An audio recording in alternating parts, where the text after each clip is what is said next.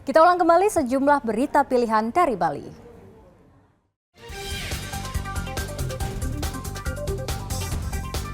Harga cabai di pasar Kota Denpasar masih tinggi.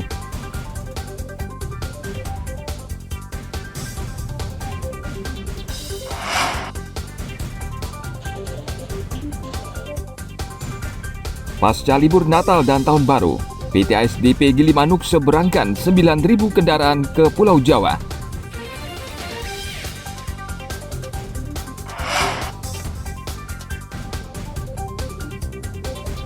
Mencoba kuliner nasi bebek dengan konsep Ristoffel ala kolonial Belanda.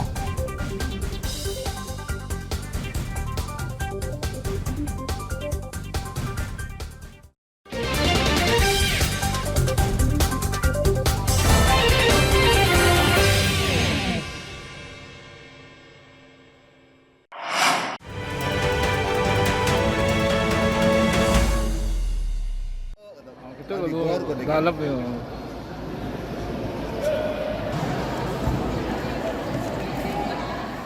KPU Kabupaten Karangasem saat ini tengah berpacu dengan waktu untuk menyelesaikan pelipatan surat suara pemilu di Gor Gunung Agung, Amlapura.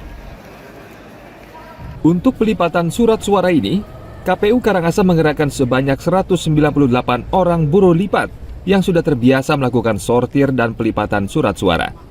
KPU memberlakukan peraturan ketat. Setiap kelompok yang terdiri dari 20 orang diawasi 1 orang petugas dari KPU dan setiap kelompok bertugas mulai dari menyortir, melipat, menghitung, mengikat hingga mengemas kertas suara ke dalam kardus. Hari ini kita memulai penyortiran dan pelipatan surat suara Presiden dan Wakil Presiden. Tenaga yang hadir pada hari ini sebanyak 200 orang. Kita bagi menjadi 10 kelompok dan masing-masing kelompok itu 10 orang dan diawasi oleh 1 orang petugas dari KPU untuk pelipatan dan penyortirannya. Surat suara yang dilipat pada tahap pertama yakni surat suara Pilpres dengan ongkos lipat per lembar Rp90. Pada hari pertama, KPU sudah menemukan banyak surat suara yang rusak atau sobek. Tim Liputan melaporkan dari Kabupaten Karangasem.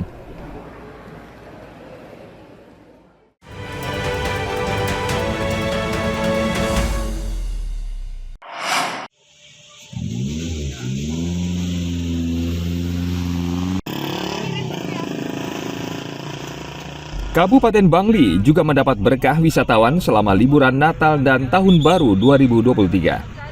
Jumlah wisatawan yang berkunjung ke Bangli meningkat tajam dibanding tahun lalu, yakni mencapai 8.000 orang per hari. Bila dihitung sejak Januari hingga Desember tahun 2023, jumlah wisatawan yang berkunjung ke Bangli mencapai 1,7 juta orang, atau naik dari tahun 2022 sebesar 1,5 juta wisatawan. Wisatawan meningkat 200.000 lebih dari tahun sebelumnya sebesar 1,5 juta per tahun. Hal ini pun berimbas pada jumlah retribusi yang diperoleh meningkat drastis dari 32 miliar lebih menjadi 52 miliar rupiah lebih setahun.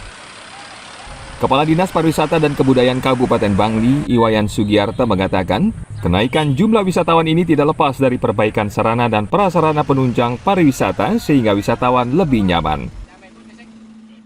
Ada peningkatan jumlah kunjungan di tahun 2023 ini kurang lebih sebanyak 200.000 jiwa. Artinya penerimaan kita di tahun sebelumnya 2022 itu sebesar 32 miliar dan di tahun ini jadi luar biasa peningkatnya, kita bisa mencapai 52 miliar lebih.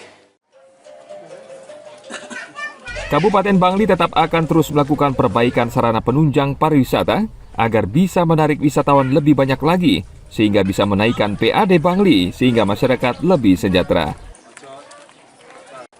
Tim Liputan melaporkan dari Kabupaten Bangli.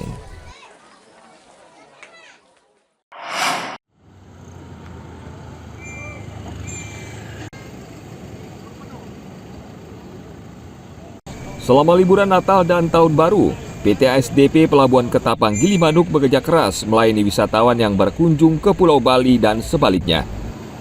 Saat ini puncak arus balik sudah berakhir pada 1 Januari lalu dan masyarakat sudah kembali beraktivitas seperti biasa. Selama liburan Natal dan Tahun Baru, PT ASDP Pelabuhan Ketapang Gilimanuk telah menyeberangkan 9.000 kendaraan campuran ke Pulau Jawa. PT ASDP juga menyiagakan sebanyak 35 armada kapal termasuk 4 kapal ukuran besar jika terjadi antrean.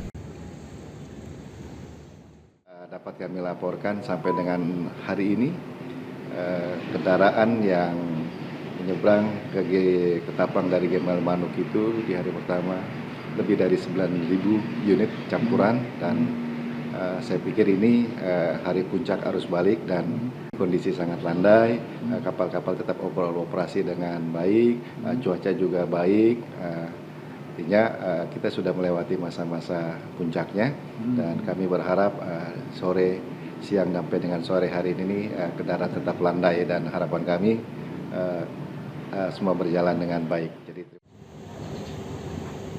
Antrean kendaraan di Pelabuhan Gilimanuk hingga Rabu lalu sudah mulai normal. Kendati demikian, masih ada kendaraan pribadi yang menyeberang ke Ketapang Banyuwangi, namun jumlahnya sudah tidak banyak. Tim Liputan melaporkan dari Kabupaten Jemberana.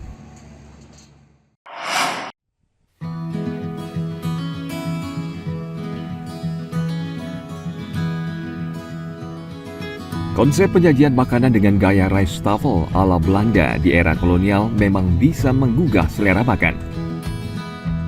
Konsep inilah yang masih digunakan salah satu kafe di Jalan Tegal Arum, Denpasar. Berbagai hidangan disajikan dalam porsi kecil di atas nampan sehingga pengunjung bisa memilih sesuka hati. Dalam satu nampan disajikan daging bebek, nasi uduk, sayur urap, sayur asam, sambal merah dan sambal mata, dan juga buah potong. Rasanya itu enak, bumbunya itu sampai ke dalam dan perbedaan sedikit itu dagingnya empuk dan mudah dipotong, apalagi dicampur dengan sayur urap, sambal juga nasinya itu ada diolah lagi menjadi nasi uduk yang ada daun bawang, daun seledri sama bawang goreng, lalu sambalnya juga enak. Suatu pengalaman yang menarik ya, apalagi tadi sebelum kita makan dan makanan yang jadi itu kita keliling dulu lihat mobil air yang ada di sini. Di kafe ini menu nasi bebek rijsttafel menjadi salah satu masakan yang direkomendasikan karena rasa dan tampilannya yang berbeda. Ada fruit slice, bebek atau chicken ya, kan macam dua terus tafelnya. Udah gitu ada sayur urap, kerupuk, nasi flour rice, sambal mata, sama sambal terasi, serta sayur asam. Itu aja isinya. Di kafe ini juga terdapat mobil kuno, sehingga pengunjung akan dibawa ke masa kolonial Belanda. Hidangan komplit bebek rijsttafel ini dijual Rp110.000 per porsi. Devi Saraswati dan Naufal Afian Nur melaporkan dari Kota Denpasar.